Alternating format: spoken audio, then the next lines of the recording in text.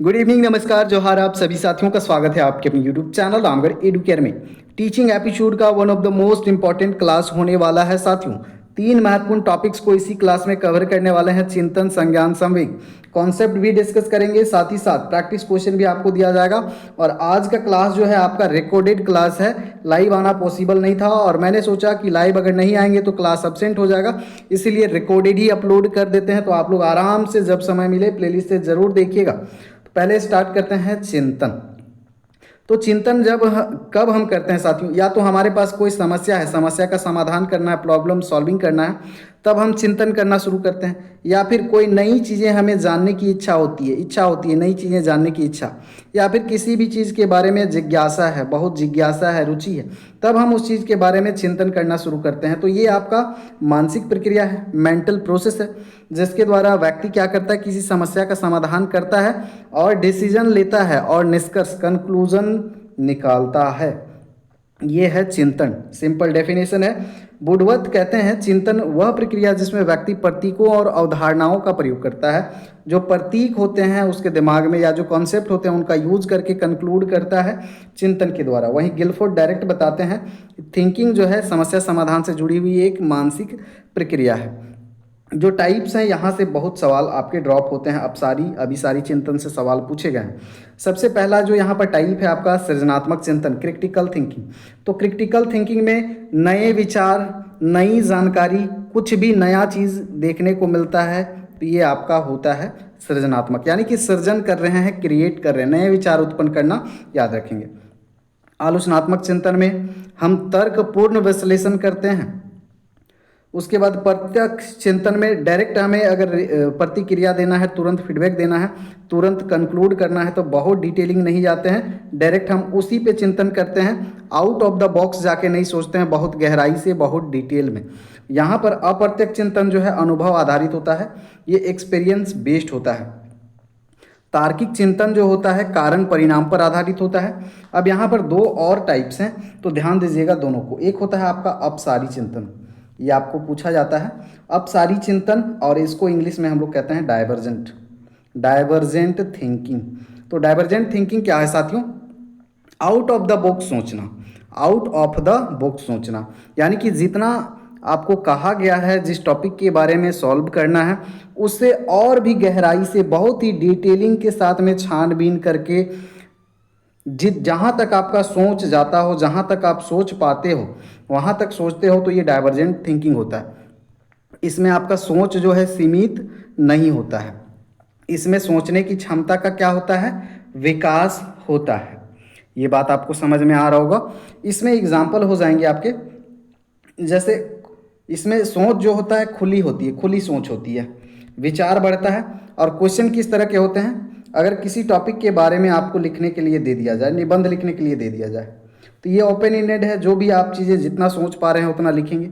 लेकिन इसी का उल्टा एक होता है आपका अभिसारी, अभिसारी अभिसारी चिंतन, और इसको हम लोग कहते हैं कन्वर्जेंट थिंकिंग। तो कन्वर्जेंट थिंकिंग में क्या होता है, कन्वर्ज होता है, जितना आपको बोल दिया गया है या जितना आपका समस्या है उतना ही समझते हैं इन द बॉक्स। बॉक्स से ज़्यादा आप सोचते नहीं हैं, लिमिटेड सोचते हैं। लेकिन तार्किक रूप से यहाँ भी सोचते हैं, लेकिन लिमिटेड चीज़ें सोचते हैं, एक्स्ट्रा चीज़ें नहीं सोचते हैं। तो यहाँ पर क्या होता है, सोच जो है आपका सीमित होता है, जितनी आवश्यकता है उतना ही आप सोचते हैं। और यहाँ पर क्लोज इंडेड आपके क्वेश्चन होंगे, जैसे एमसीक्यू टाइप क्वेश्चन है, इसके फिक्स्ड आंसर हैं, तो इसके बाहर आप नहीं सोच रहे हैं। ऑब्जेक्टिव टाइप क्वेश्चन है या फिल इन द ब्लैंक्स हैं, तो इसके बाहर नहीं सोच रहे हैं, जो आंसर पहले से आपको दे दिया गया है उसी के अंदर में ही सोच रहे हैं, इसलिए बोल रहे हैं इन द बॉक्स थिंकिंग है ये। और डाइवर्जेंट है, आउट ऑफ द बॉक्स आप जाके सोचते हैं। टाइप्स क्लियर हो गए होंगे, इंपॉर्टेंट है। शिक्षा में क्या महत्वपूर्ण है? प्रॉब्लम सॉल्विंग क्षमता बढ़ाता है, डिसीजन लेने की योग्यता बढ़ाता है, रचनात्मकता को प्रोत्साहित करता है, क्रिएटिविटी भी आपका, रचनात्मकता और सृजनात्मकता एक जैसे टर्म है, बहुत ज़्यादा डिफरेंस नहीं है। आगे आते हैं संज्ञान। संज्ञान जो शब्द जुड़ा हुआ है ज्ञान से, ज्ञान में बहुत सारी बातें आएंगी, आपका मेमोरी आएगा, स्मृति, याद करने की क्षमता, समझ, तर्क वितर्क, वैज्ञानिक सोच, समस्या समाधान, उसके बाद में आपका जितना भी मानसिक क्रियाएं होती हैं ये ज्ञान से जुड़ी होती हैं, संज्ञान से जुड़ी होती हैं। यहाँ पर देखेंगे संज्ञान वह प्रक्रिया है जिसके द्वारा व्यक्ति जानकारी प्राप्त करता है, जानकारी प्राप्त करता है, उसको समझता है, अंडरस्टैंडिंग करता है, फिर उसको स्मरण करता है, याद करता है और उसका क्या क्या करता है, उपयोग करता है। तो ये जो है आपका क्या कहलाता है साथियों, असंज्ञान कहलाता है। अब इसमें प्रक्रियाएं, संज्ञान में क्या होता है, सेंसेशन होता है, संवेदना होती है और उसके बाद में प्रत्यक्षीकरण होता है, मेमोरी होता है। ये वर्ड्स आप याद रखेंगे, ये वर्ड्स आपके क्वेश्चन में देखने को मिलेंगे। अब संज्ञान में थिंकिंग भी होता है, संज्ञान में आपका इमेजिनेशन भी होता है, कल्पना। निसर कहते हैं संज्ञान वह प्रक्रिया जिसके द्वारा ज्ञान का अधिग्रहण होता है। अब जीन पियाजे वाला जो है यहाँ पर देख लीजिएगा। तो जीन पियाजे ये सवाल पूछेगा संज्ञानात्मक विकास के प्रतिपादक कौन है, यानी कि किन्होंने पहली बार संज्ञान के बारे में बताया, तो हैं ये आपके जीन पियाजे। ये एक सवाल यहाँ से बन सकता है। अब जीन पियाजे ने 4 अवस्था बताया कि बच्चों में, बालकों में 4 अवस्थाएं होती हैं और चारों में अलग अलग तरह से विकास होता है। चलिए तो एक एक करके अवस्थाओं को जान लेते हैं। सबसे पहली अवस्था जो इन्होंने बताया संवेदी गतिक अवस्था, इसका और भी नाम है तो कंफ्यूज नहीं करना है, इनका और एक नाम दिया है इंद्रिय जनित अवस्था। नोट करना चाहे नोट कर सकते हैं या फिर इसका अलग से पीडीएफ मिल जाएगा। दूसरा इसी का नाम दिया है संवेदी गामक, संवेदी गामक अवस्था, और इंग्लिश में इसका नाम है sensory motor stage, sensory motor stage. तो इसमें किस क्या क्या विकास होता है, संज्ञान मतलब ज्ञान से संबंधित ही विकास होगा। यहाँ पर नैतिक विकास या फिर संवेगात्मक नैतिक विकास का बात नहीं करेंगे, सामाजिक विकास का बात नहीं करेंगे। संज्ञान यानी कि ज्ञान से संबंधित जो विकास होगा 0 से 2 वर्ष में, वही बात करेंगे। तो 0 से 2 वर्ष के बीच में जो अवस्था होती है बच्चों की, ये संवेदी घातक अवस्था, गतिक अवस्था कहलाती है, सेंसरी मोटर स्टेज। तो इसमें क्या क्या डेवलपमेंट होता है, तो बच्चा तो बहुत छोटा है, तो इसमें बच्चा जो सीखता है अपने सेंस ऑर्गन के द्वारा सीखता है। जो इसके सेंस ऑर्गन होते हैं, 5 सेंस ऑर्गन्स हैं, उनके द्वारा सीखता है बच्चा अनुभव करके, क्योंकि बच्चे का दिमाग अभी यहाँ पर जो है बिल्कुल खाली है इस स्टेज में, यहाँ पर कुछ भी इसको नहीं पता, तो दिमाग खाली है, ब्लैंक है। इसीलिए एक मनोवैज्ञानिक है, नाम नहीं पता लेकिन भूल गए हैं, उनका कहना है कि बच्चा जो है खाली खाली कागज़ है, उसमें जो भी चाहे आप भर सकते हैं, या फिर आप अगर बच्चा पैदा हुआ है, जन्म लिया है, उसको जो भी बनाना है वो हम बना देंगे, अगर आप जन्म के बाद हमें वो बच्चा दे देते हैं तो, क्योंकि उसके दिमाग में जो जो चीज़ें भरेंगी वो बच्चा आगे चल करके वैसा ही बनेगा, वैसा ही रिएक्ट करेगा। तो यहाँ पर देखिए अपने सेंस ऑर्गन्स के द्वारा ये सीखता है यहाँ से बच्चा, और यहाँ पर भाषा का विकास नहीं होता है, अनुभव के द्वारा सीखता है। जैसे पानी, गर्म पानी रखा हुआ है, बच्चा गलती से हाथ डाल दिया गर्म पानी में, तो उसको महसूस हुआ कि अरे बाप रे ये तो बहुत गर्म है, तो अगली बार से वहाँ पर हाथ नहीं डालेगा। उसको बताया नहीं गया है कि ये गर्म है, लेकिन उसको दर्द महसूस हुआ तो वो अनुभव करके सीख रहा है। तो यहाँ पर सेंस ऑर्गन्स का यूज़ हो रहा है, यहाँ पर भाषा का भी विकास नहीं हुआ है। और यहाँ पर साथियों छुपाने की प्रवृत्ति देखने को मिलता है। बच्चा के पास अगर कुछ खिलौना वगैरह है तो वो क्या करने लगता है, उसको छुपाने लगता है या फिर ढूंढने की कोशिश करता है, ये विकास होता है। और दोहराव, उसके पास जो चीज़ें आप दोहरा रहे हैं, आपको देख करके वो क्या करता है, दोहराता है, नकल करता है ना। तो ये प्रवृत्ति देखने को मिलता है और ये चीज़ें डेवलप होती हैं। अब अगली ये स्टेज आ जाती है पूर्व संक्रियात्मक अवस्था, जो कि 2 से 7 वर्ष के बीच के अंतराल को कहा है इन्होंने। इसको इंग्लिश में आप कहेंगे प्यारे साथियों pre operational stage, pre operational stage. और यह एज रेंज आपका 2 से 7 वर्ष के बच्चों के लिए है। तो यहाँ पर क्या विकास होता है, भाषा का तेजी से विकास होने लगता है, लैंग्वेज सीखने लगता है बच्चा, भाषा का तेजी से विकास होने लगता है। बच्चा आत्म केंद्रित नेचर का हो जाता है, आत्म केंद्रित, ईगोसेंट्रिक हो जाता है, प्रतीकों और चिन्हों को समझने लगता है, जो साइंस सिंबल होते हैं इनको समझने लगता है। तो ये चीज़ें यहाँ पर विकसित हो जाती हैं। अगला जो है मूर्त संक्रियात्मक अवस्था 7 से 11 वर्ष, और इसका और भी नाम है, इसका और भी नाम है स्थूल, मूर्त की जगह पे स्थूल भी कहते हैं, स्थूल संक्रियात्मक अवस्था, स्थूल संक्रियात्मक अवस्था। और यहाँ पर इसको इंग्लिश में कहते हैं कंक्रीट, कंक्रीट ऑपरेशनल स्टेज। तो ज़रूरी अगर आप चाहे तो नोट कर सकते हैं, बाकी इसका सेपरेट प्लेलिस्ट बना हुआ है ये और पीडीएफ भी बना हुआ है। तो यहाँ पर क्या क्या बच्चा सीखता है, यहाँ पर जो है तर्क करना शुरू करता है। तर्क बहुत अच्छे से नहीं करता है, लेकिन बच्चा इस स्टेज में तर्क करना शुरू कर देता है। इनमें जो संरक्षण का जो है नॉलेज होने लगता है, यानी कि चीज़ों को, जैसे इसके पास अगर गोटियाँ हैं, कुछ खेल के सामान हैं, बैट बॉल है, उसको अच्छे से वो अपना सामान रखने लगता है, संरक्षित करने लगता है, तो संरक्षण का विकास होने लगता है। ये वर्गीकरण करने लगता है। अगर एक गिलास है और एक जग है, अगर जग में बहुत कम पानी भरा हुआ है और गिलास में पूरा पानी भरा हुआ है, अगर 2 लीटर गिलास में पानी है, जग में 1 लीटर है, तो ये जान जाएगा कि गिलास भले ही छोटा है लेकिन पानी का मात्रा इसमें अधिक है। ये नॉलेज इसको हो जाता है, तो ये वर्गीकरण करना सीख जाता है। लेकिन पूर्व संक्रात्मक अवस्था में यही चीज़ बच्चा जो बड़ा वाला है उसको चुनेगा, ना कि छोटा वाला। अगर छोटा वाला गिलास में थोड़ा सा दूध रखा हुआ है, गिलास में अगर बहुत दूध रखा हुआ है, फुल किया हुआ है, लेकिन जग में थोड़ा सा ही दूध रखा हुआ है, तो पूरे संक्रात्मक अवस्था में बच्चा क्या कहेगा, नहीं हमको बड़का वाला चाहिए। वो बड़ा वाला देखेगा, साइज देखेगा, उसमें मात्रा को डिफ्रेंशिएट नहीं कर पाता है।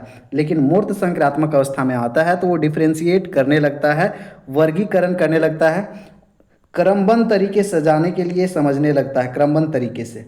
ठीक है। और कारण परिणाम का संबंध जो है, ये भी कारण परिणाम का जो संबंध है ये भी जानने लगता है धीरे धीरे।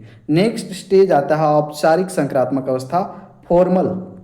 इसको बोलते हैं हम लोग formal operational stage. Formal operational stage जो कि 11 साल से ऊपर के बच्चों के लिए है। अब ये बड़ा हो चुका है, तो यहाँ पर ये जो करने लगेगा, अमूर्त चिंतन करने लगेगा। अमूर्त चिंतन, अमूर्त चिंतन करने लगेगा साथियों। यहाँ पर इनका वैज्ञानिक दृष्टिकोण का विकास हो जाएगा।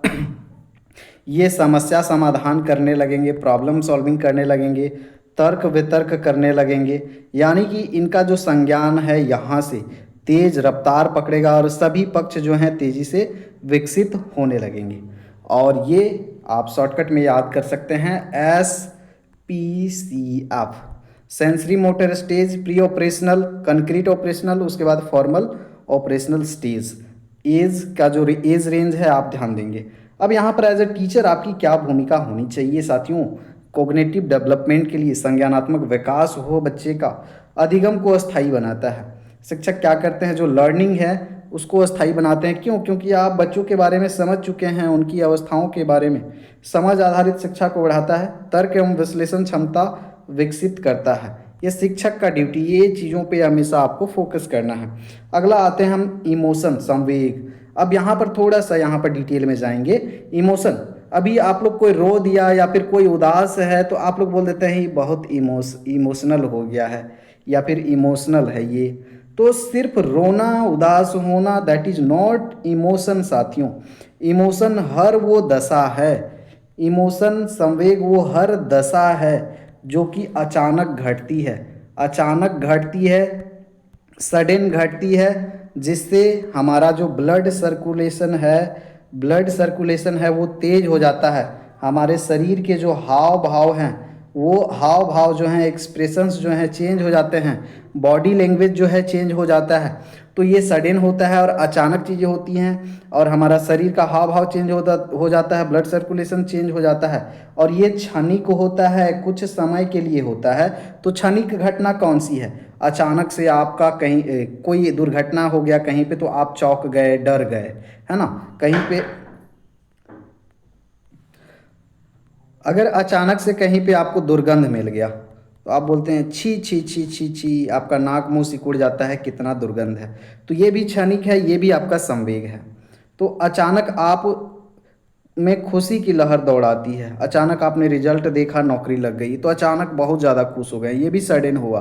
तो ये भी खुशी जो हो रही है ये भी आपका इमोशन ही है, संवेग भी है, संवेग ही है। तो यहाँ पर डर, भय, दुर्गंध, खुशी, घिरना, ये सब चीज़ें सडन आती हैं, तो ये सभी आपके इमोशन के ही हिस्से हैं साथियों। तो संवेग व्यक्ति की वह भावनात्मक अवस्था है जिसमें हम भाव प्रकट करते हैं, जिसमें शारीरिक और मानसिक परिवर्तन होते हैं।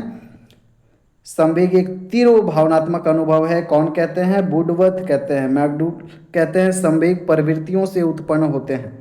अब यहाँ पर कुछ प्रमुख संवेग हैं, जैसे सुख, सुख भी संवेग है, दुख भी संवेग है, उसके बाद भय भी संवेग है। अचानक आप गुस्सा हो गए तो ये भी क्षणिक हो रहा है, तो ये भी आपका क्रोध भी हुआ। प्रेम, प्रेम भी आपका क्या है साथियों?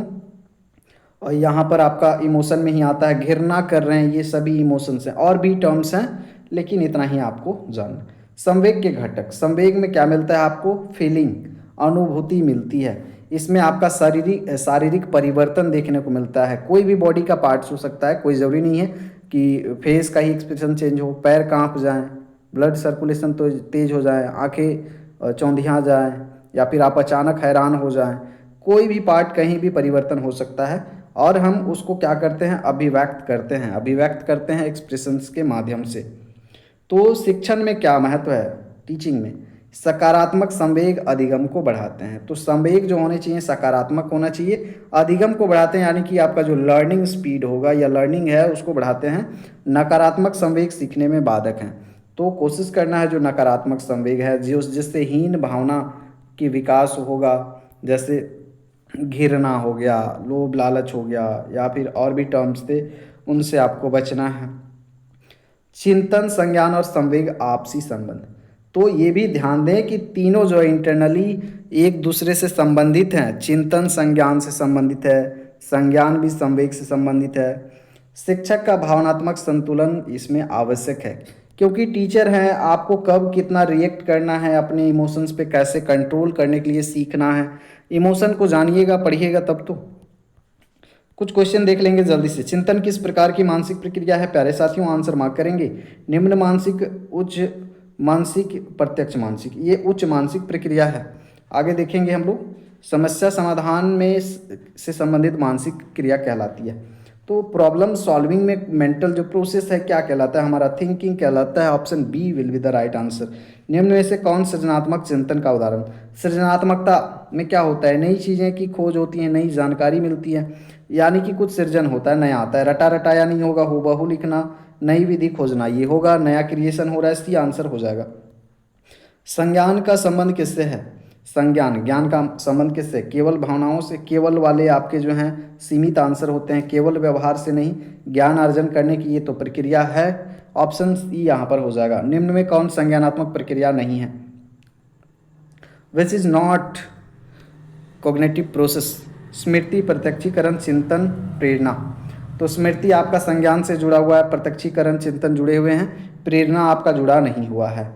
मोटिवेशन, मोटिवेशन भी हमें पढ़ना है। पियाजे के अनुसार 7 से 11 वर्ष की अवस्था क्या कहलाती है? तो आंसर मार्क करेंगे। अभी चारों अवस्थाओं को हमने डिस्कस किया हुआ है, तो यहाँ पर करेक्ट आंसर सी आप लोग कर रहे होंगे, मूर्त संक्रात्मक अवस्था। नेक्स्ट देखेंगे, संवेग का मुख्य प्रभाव किस पर पड़ता है? किस पर पड़ता है? आंसर मार्क करेंगे। केवल बुद्धि पर, केवल शरीर पर? केवल वाले आंसर जो है आप एलिमिनेट कर सकते हैं, अधिगम और व्यवहार पर पड़ता है। ऑप्शन सी यहाँ पर कर रहे होंगे, हो जाएगा करेक्ट आंसर। अगला सवाल देखेंगे, निम्न में कौन मूल संवेग है? मूल संवेग कौन है साथियों? ये इंपॉर्टेंट सवाल है। संवेग तो सभी हैं, ईर्ष्या, भय, गर्व, आत्मसम्मान। तो यहाँ पर भय जो है आपका मूल संवेग है। आगे देखेंगे, नकारात्मक संवेग का प्रभाव अधिगम पर कैसा होता है? तो अधिगम को क्या करता है? ये बाधा डालता है, बैरियर का काम करता है नकारात्मक संवेग जो है। तो लर्निंग को यहाँ पर रोकेगा। सी आंसर हो जाएगा आपका। संवेग के घटकों में कौन शामिल नहीं है? तो संवेग में अनुभूति तो होती है, शारीरिक परिवर्तन होता है, अभिव्यक्त भी होता है, स्मरण नहीं होता है। इसमें ऑप्शन डी आप सभी का हो जाएगा करेक्ट आंसर। अगला सवाल देखेंगे, चिंतन, संज्ञान और संवेग तीनों का संयुक्त प्रभाव किस पर पड़ता है? केवल बुद्धि पर नहीं, केवल स्मृति पर, केवल वाले ऑप्शन बिल्कुल एलिमिनेट करने हैं। समग्र व्यक्तित्व, पूरे पूरे पर्सनैलिटी पर यहाँ पर इसका प्रभाव देखने को मिलता है। अगला देखेंगे हम लोग, कक्षा में सकारात्मक संवेग का वातावरण होने से क्या होगा? अगर हम अच्छा संवेग बनाएंगे, पॉजिटिव इन्वायरमेंट बनाएंगे तो क्या डर बढ़ेगा? बिल्कुल नहीं। अधिगम प्रभावी बिल्कुल होगा, प्रभावी होगा, इफेक्टिव होगा।